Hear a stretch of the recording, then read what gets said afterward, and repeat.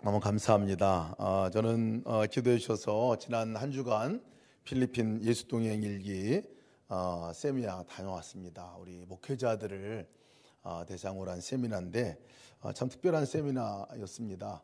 한 권사님이 오랫동안 기도하시고 또 열방교회, 우리 한국의 열방교회라고 필리핀 교회가 있는데 필리핀 성도들이 있는 교회입니다. 그 교회가 함께 이번에 필리핀 지역에 있는 우리 목회자들 다 거기에 교회 나오는 가족들이 많더라고요. 가보니까 참석하신 분들이.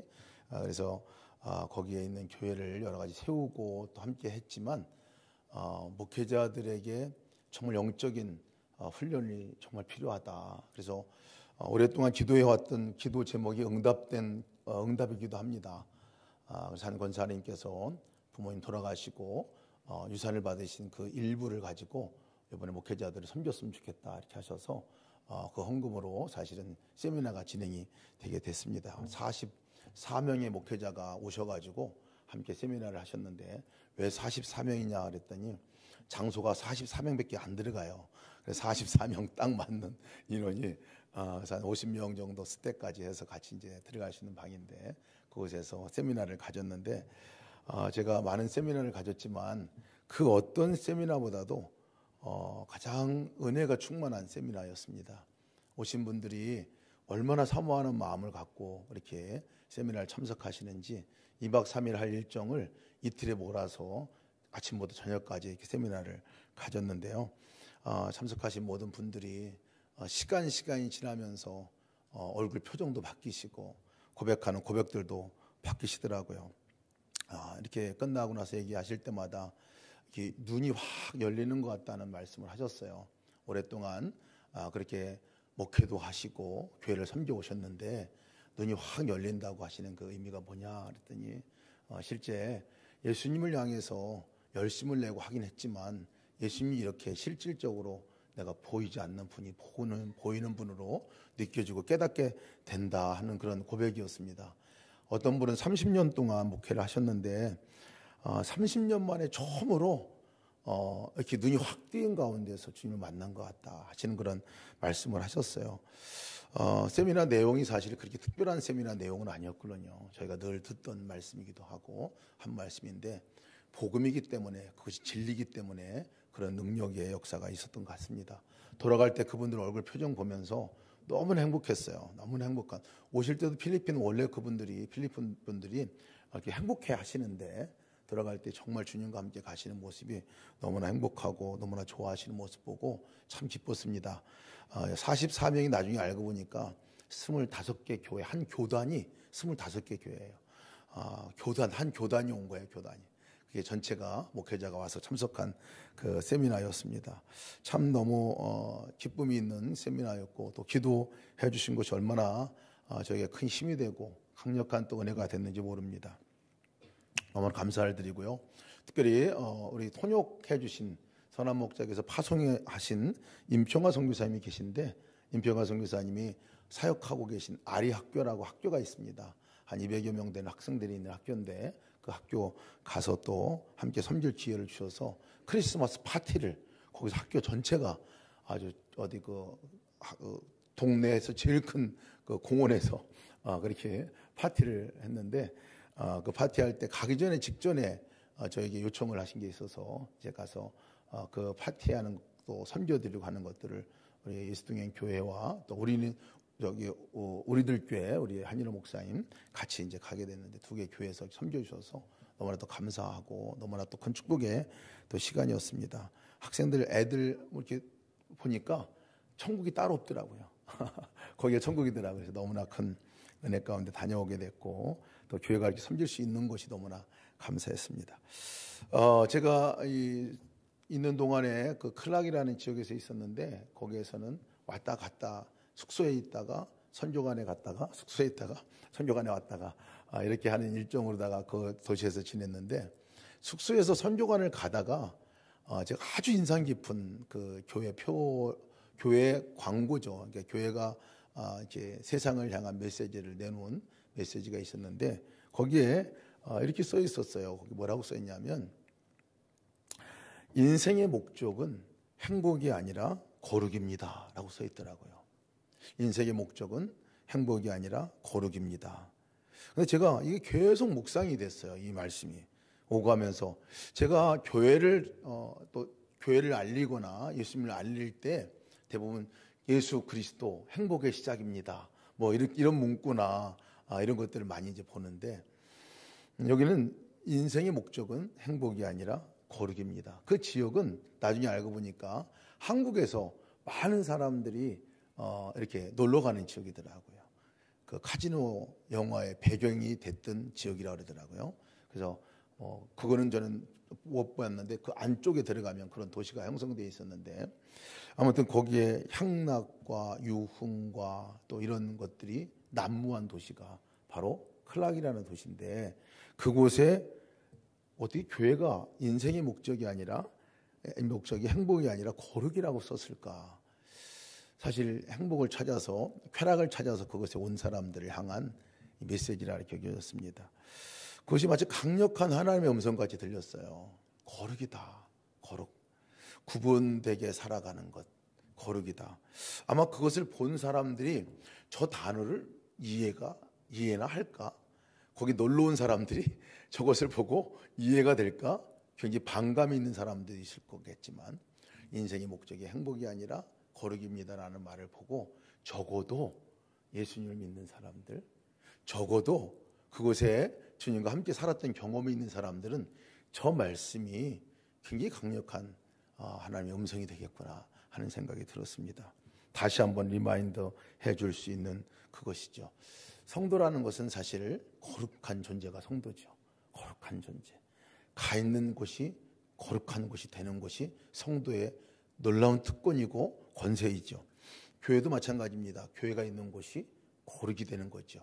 거룩한 곳이 되는 거죠. 도시 한복판에 선교관에 그것이 세워져 있었습니다. 좀 약간 떨어져 있는 곳이긴 하지만 그곳에 선교관에 세워져 있는데, 마치고 돌아가는 그 목회자들을 보면서 제가 다시 주님께 주셨던 음성이 하나 있었습니다. 이게 뭐냐면, 저들이 거룩이다. 저들이 이제 각자의 도시에 가서 각자 지금 목회하고 있는 곳에 가서 섬기는 그 자리가 거룩한 자리가 되는 것이고, 그 도시가 거룩한 도시로 바뀌어지게 될 것이다라고 말씀을 주셨어요. 그 이유가 바로 너무나 분명하게 주님과 함께 동행하는 삶에 관한 눈이 뜨여지고 그런 걸음을 옮겨간다면 그 거룩을 경험하며 살게 되겠구나 하는 그런 마음들이 들었습니다. 그래서 굉장히 좀 아이러니한, 아주 강력한, 어떻게 보면 굉장히 유흥이 난무한 그런 도시에 가장 강력한 거룩한 이 세미나가 열린 것으로 인해서 너무나 감사했고, 또 그것이 큰 의미가 있다 이렇게 생각이 들었습니다. 우리 성도는 세상 한복판에 살아가는, 세상 한복판에 거룩한 삶으로 살아가는 존재가 우리 성도들의 삶이죠.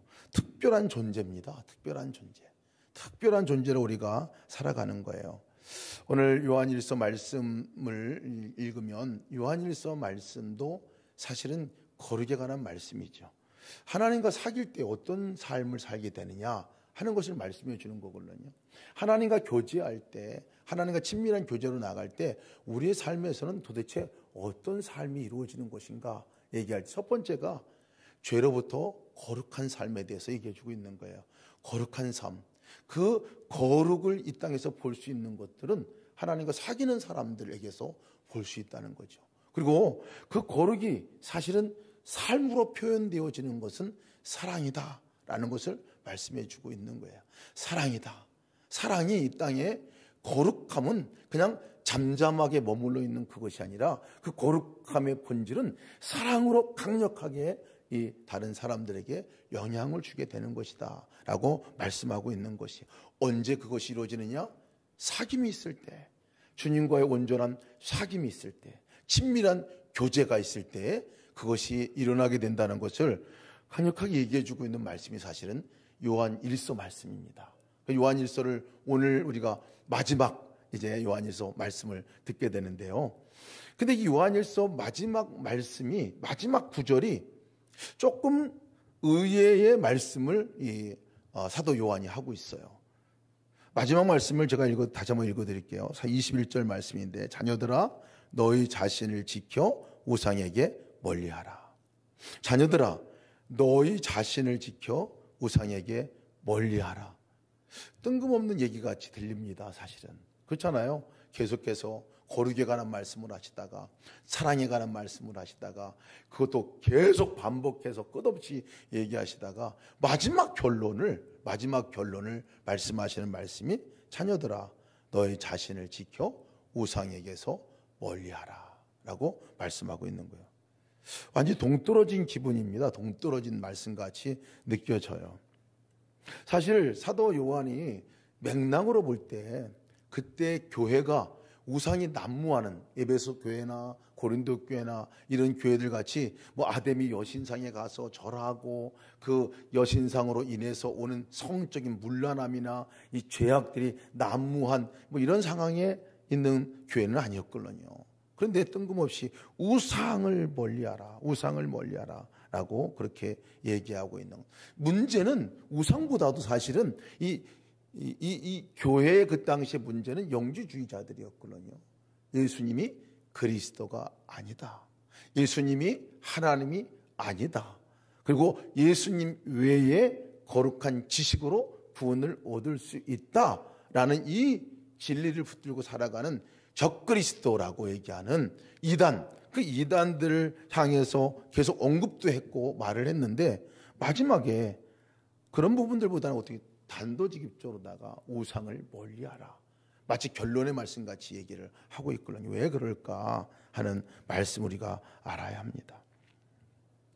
다른 성경 번역본을 보면요.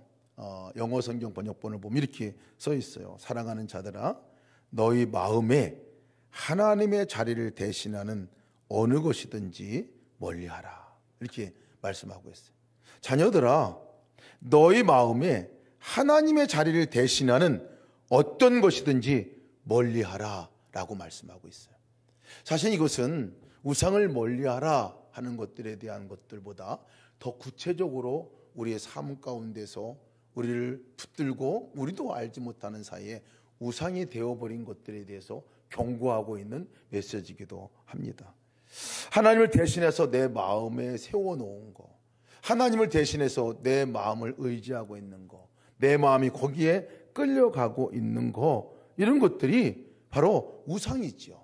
그래서 사도 요한은 거룩에 관한 결론도 사랑에 관한 결론도 하나님을 대신한, 하나님의 자리를 대신한 어떤 것이든지 멀리해야 너가 그것으로부터 거룩함도 사랑도 지킬 수 있다는 것을 얘기해주고 있는 것입니다.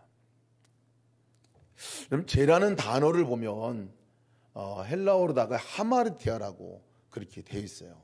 제가 요번에 그 아리 학교라고 우리 그 임평화 선교사님이 필리핀 여기 학교를 세우셨는데 유치부부터 6학년까지 있는 학교예요.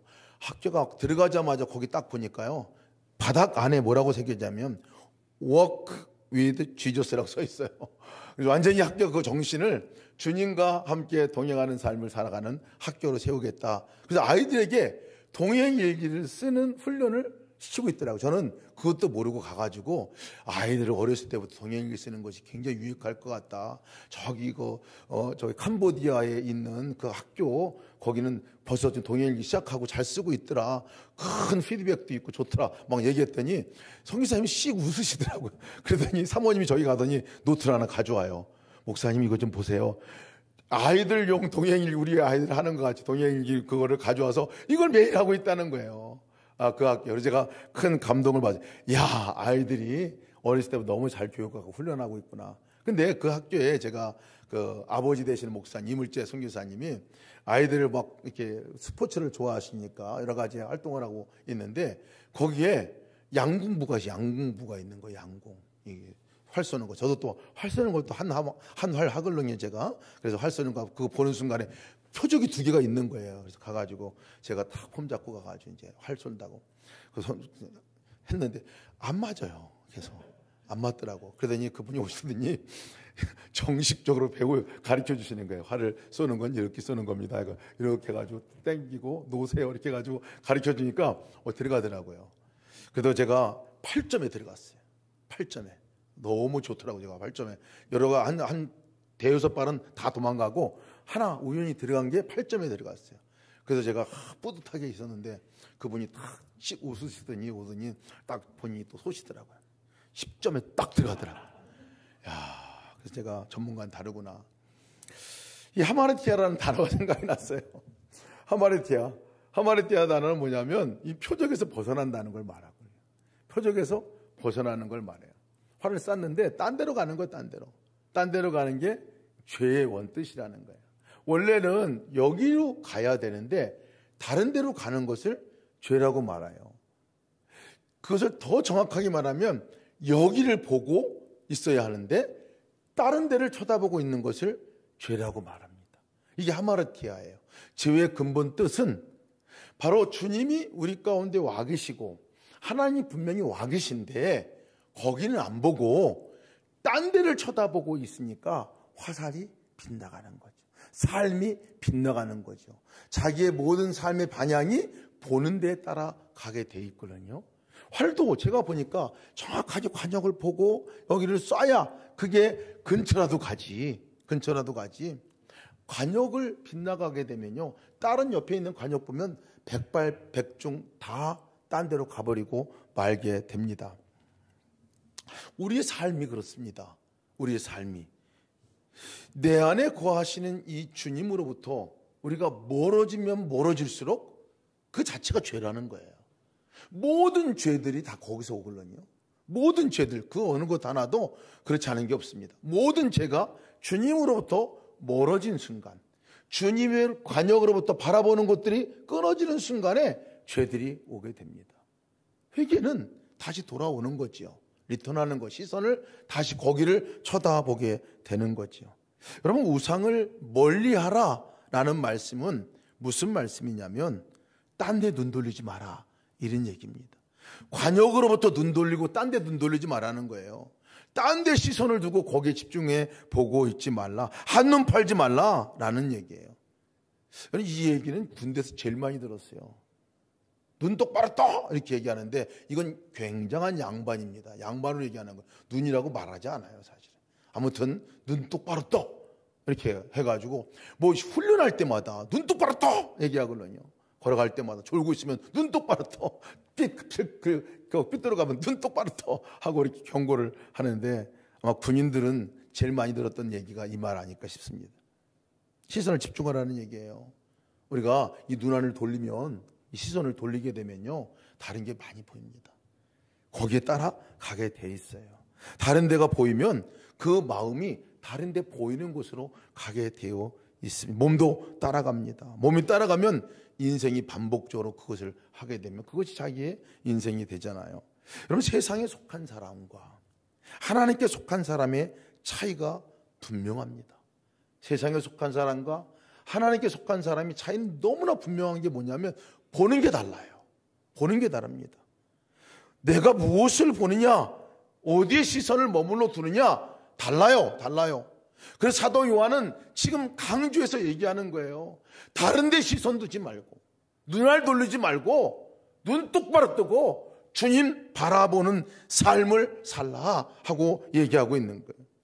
여러분, 우리의 시선이 어디에 머무르고 있는지를 점검해 보아야 합니다. 쾌락을 가져다 줄 곳에 계속 찾고 구하고 그러면 거기에 눈이 가게 돼 있어요. 육신의 정욕에 대해서, 안목의 정욕에 대해서, 이생의 자랑에 대해서 다양한 죄들이 거기서 다 나오는데 사실은 그 근본은 시선을 거기에 두는 것으로부터 나오게 됩니다. 사단의 유혹이 얼마나 달콤한지 몰라요. 육체적인 안락을 주는 그곳에 끝없이 우리의 시선을 두면요, 그때는 쾌락이 있지 모르지만 죽음이 있죠. 나를 높아지게 하는 것 끝없이 찾아다니죠. 인정받는 욕구 끝까지 우리가 찾아다니고 그것을 바라보고 있죠. 여러분, 이것들을 우상이라고 말하는 거예요.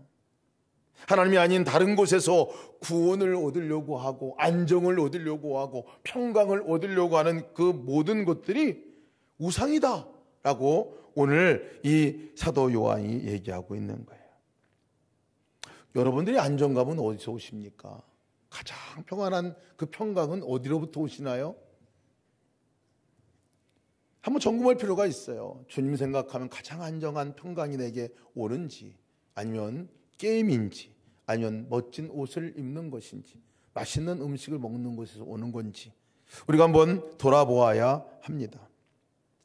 19절 말씀을 보면요, 또 아는 것은 우리는 하나님께 속하고 온 세상은 악한 자 안에 처한 것이다, 속한 것이다 라고 선언을 합니다. 우리가 누구인지에 대해서 다시 확인해 줍니다. 우리가 누구냐? 하나님께 속한 사람이다. 세상에 속한 사람들이 아니다.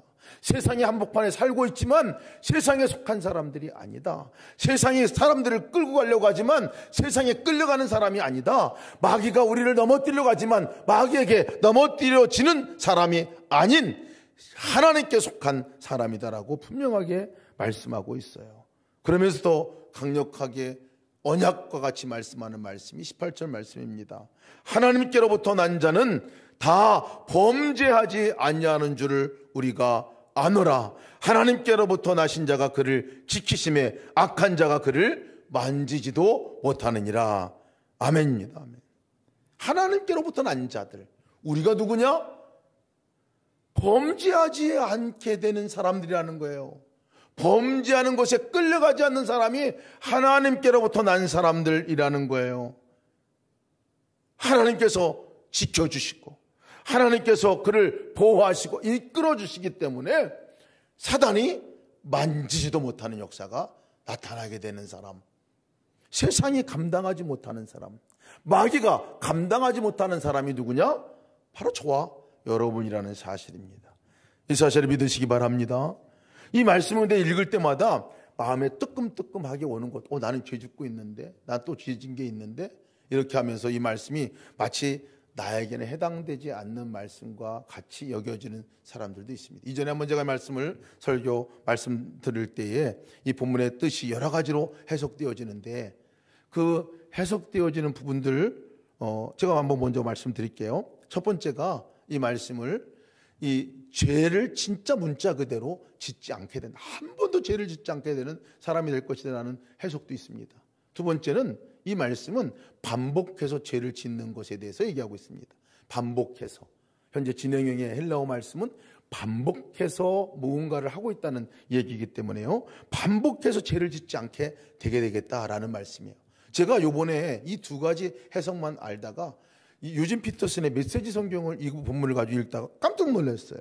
유진 피터슨이 번역한 말씀이 이렇게 번역했어요. 우리가 아는 것은 하나님께로부터 태어난 사람은 용서받지 못하는 죄를 짓지 않게 됩니다 라고 얘기했어요. 용서받지 않게 되는 죄, 용서받지 못하는 죄를 짓지 않게 됩니다. 이 앞에서 지난주에 얘기했던 말씀 가운데 용서받지 못하는 죄는 도대체 뭔가?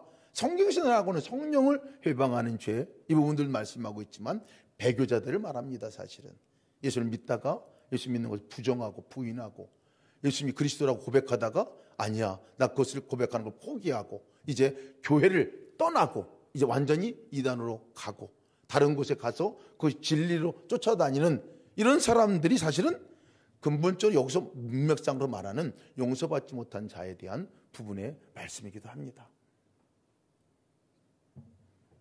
세 번째가 그렇죠. 그 부분들이 말씀인데요. 제가 말씀 보고 그렇지.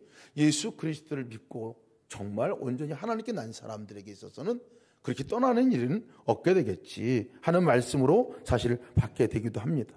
어떻든 이 세 가지 말씀이 어떤 말씀이건 간에요, 중요한 것은 그 말씀보다 다음 포인트가 더 중요하다는 말씀을 우리가 보아야 합니다. 하나님께 나신 자가 그를 지키심에 악한 자가 그를 만지지도 못하느니라. 죄가 한 번의 죄건, 반복적인 죄건, 용서받지 못할 죄건 간에요, 그것으로부터 이길 수 있는, 그것으로부터 죄를 짓지 않게 할 수 있는 그것이 우리로부터 오는 것이 아니라는 거예요. 주님으로부터, 주님이 지키심에, 주님과 연합하고 우리가 함께할 때 주님이 그 순간 우리를 지키심에, 사단이 만지지도 못하는 역사가 나타나게 될 것이다 라고 말씀하는 거예요. 하나님께서 나신 자, 하나님께로 나신 자가 그를 지키심에, 김승혜를 지키심에, 여러분들을 지키심에 사단이 만지지도 못하는 역사가 있게 될 줄을 믿습니다. 이것이 오늘 우리에게 주시는 하나님의 약속의 말씀입니다.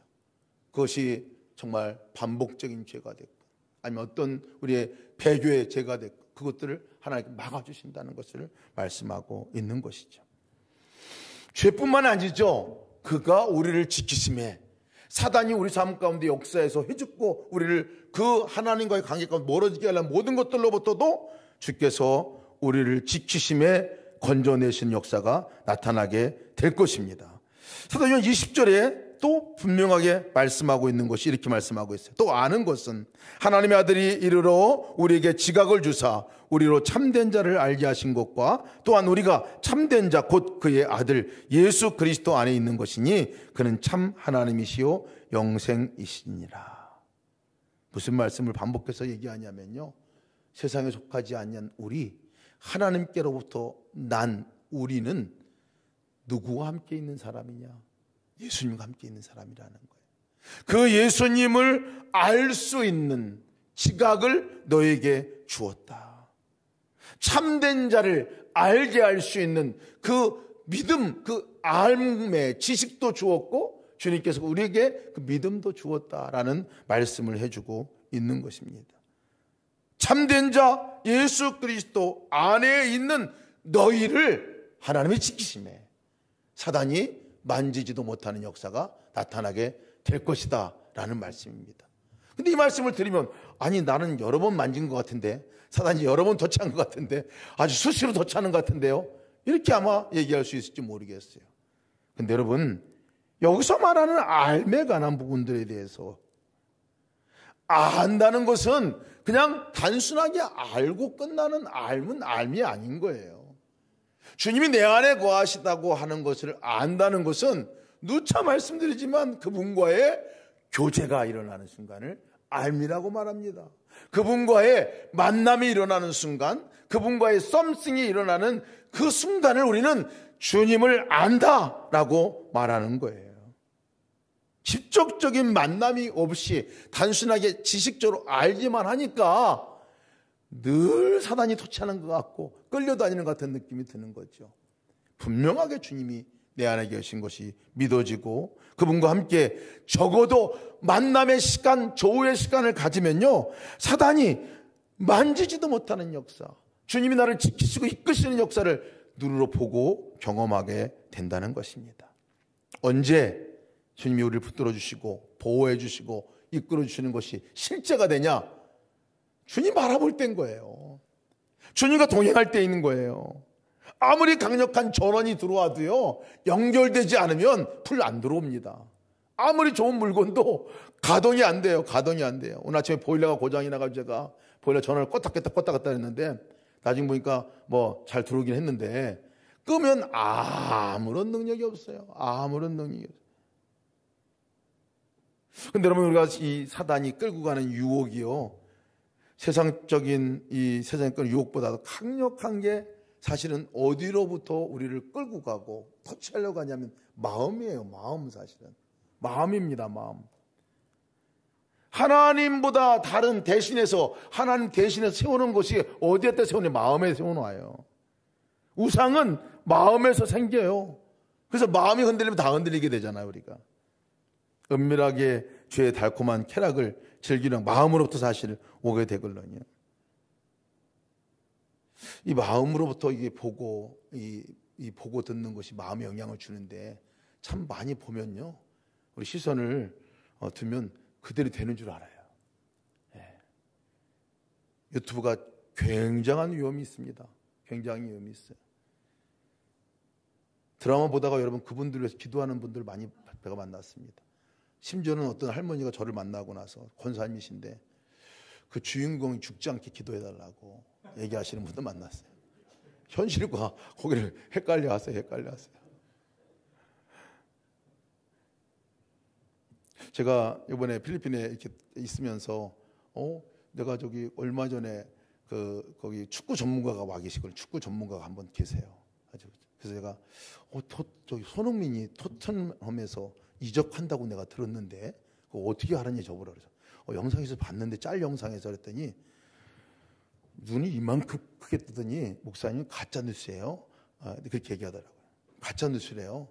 2년 계약했는데 무슨 말입니까? 이렇게 해서 나한테 얘기를 하고, 그래가지고 제가 진짜로 알고 아주 그냥 뉴스인 줄 알고 새 소식인 줄 알고 이렇게 얘기했는데 완전히 제가 그냥 아주 정말 깨갱했습니다. 해가지고, 야, 진리가 아닌 것들을 우리 안에 진리인 것인 양 갖고 있는 게 얼마나 많은지 몰라요.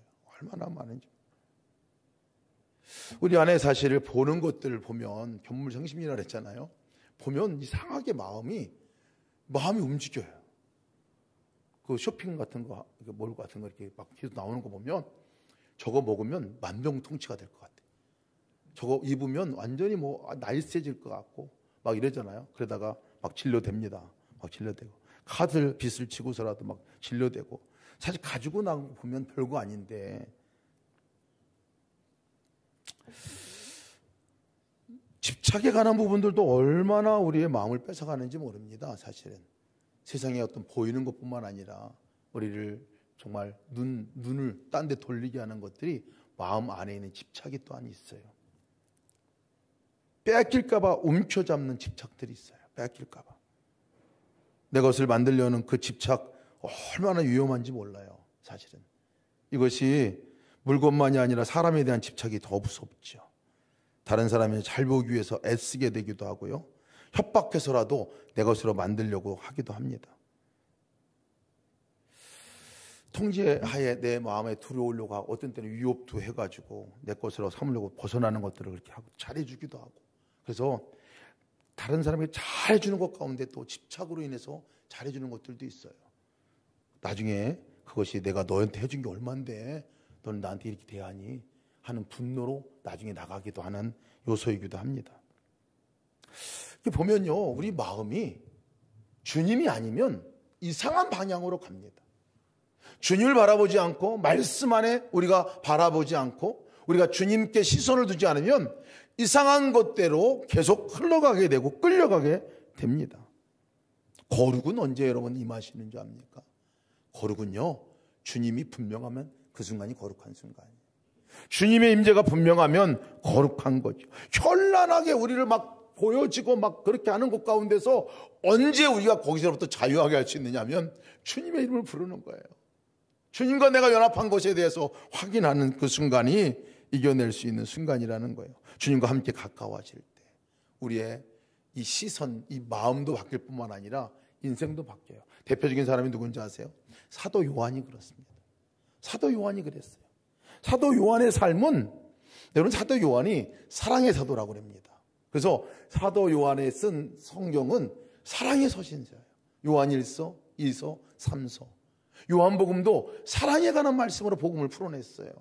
요한계시록도 사도 요한이 쓴 글입니다. 하나님의 사랑에 대한 부분들을 말씀이 성경 말씀이죠. 근데 이 사도 요한이 어떤 사람인 줄 아세요? 사도 요한의 별명이 우레의 아들이에요. 번개의 아들, 우레의 아들, 번개의 아들. 성질이 불같은 사람입니다. 화라산 같은 사람이에요. 성질을 참아내지 못하는, 오죽하면 우리의 아들이냐고 그렇게 별명을 정했겠냐고요. 욱하는 사람. 지금식으로 하면 욱의 아주 대표적인 사람이 사도 요한이었어요. 성경에 얘가 나와요. 사마리아 사람들이 복음을 듣고 응답하지 않았을 때 뭐라고 얘기하냐면, 저 사람들 내가 불을 내려가 태워 죽이면 좋겠습니다. 이렇게 얘기한 사람이 사도 요한이에요. 사도 요한. 예수님에게 다가와가지고, 예수님, 나는 우편에 좌편에 나를 세워주세요. 천국에 임할 때 늘 명예 욕심이 강하게 있었던 사람이 이 사도 요한이. 그래서 앞자리에 앉는 거, 예수님 옆에 앉는 거, 이런 것들에 대해서 아주 탁월하게 그냥 그렇게 살았던 사람이 사도 요한이거든요. 근데 이 요한이 완전히 바뀌어졌어요. 그냥 온유하게 그지할 데가 없어요. 다른 사람들을 향한 배려가 그렇게 많은 사람이 아닐 수 없어요. 말씀 보면 정말, 이 사람은 정말 놀랍다 할 정도의 사도 요한인데요. 이 요한이 왜 그렇게 됐을까 보면요, 생전에 있을 때도 사도 요한은 늘 주님과 가까이 있었어요. 옆에 늘 따라다녔어요. 늘. 예수님이 좋아해서도 그렇긴 하겠지만 자기가 따라다닌 거예요. 이렇게. 그러고 예수님이 돌아가시고 나서 이 사도 요한에게 예수님이 이 어머니를 부탁을 합니다. 십자가 위에서 보소서 아들입니다 라고 하고 그 아이 있는 요한에게 요한아 봐라 네 어머니다 라고 얘기를 합니다. 물론 먼 집안뻘 되는 분위기를 하지만요, 사도 요한이 그 이후로다가 그때부터 그 제자가 자기 집에 모시니라 성경 말씀하고 있어요. 집에 모시고 살아요. 함께 삽니다. 그러니까 예수님이 어머니를 모시면서 사도 요한은 누구를 생각했을까요? 예수님이 늘 생각이 났을 거예요. 늘 같이 살면서 늘 생각이 났을 거예요. 항상 함께 잊어버리다가도 예수님 얼굴 보면 아 예수님, 성질 피다가도 예수님, 어머니 보면 예수님, 자기 마음에 높아지는 것 때문에 또 다른 사람이 자기를 무시한 것 때문에 막 화가 나고 분노가 날 때도 딱 보면 아 예수님, 그런 생각나지 않았겠어요? 그렇게 삶을 반복해 살아가는 사도 요한의 삶은 사랑의 사도로 바꿔지는 역사가 있게 되었습니다. 딴 데 눈 돌렸다면 아마 그러지 않았을 겁니다. 사도 요한의 눈은 항상 예수님께 고정되어 있었던 것 같습니다. 우상 숭배하지 않고 딴 데 눈 돌리지 않는 그것이 여러분 거룩인 것을 믿으시기 바랍니다. 우리가 언제 거룩을 경험합니까? 우리가 언제 사단으로부터 노터치 하는 인생을 경험하게 됩니까? 우리가 주님 안에 있을 때, 주님을 바라볼 때, 주님의 이름을 부를 때, 주님을 기억하고 함께 나갈 때입니다. 여러분 이것을 믿고 승리하시길 축복합니다. 성탄이 다음 주에 이제 오게 됩니다. 성탄의 의미는 바로 예수님이 한번 오셨다, 기쁘다 하고 끝나는 게 아니라 그 예수님이 나의 삶의 평생 동반자로 함께 살아가는 분이 되신다는 것을 고백할 때 그 성탄이 온전한 성탄이 될 줄을 믿습니다. 함께 기도합시다.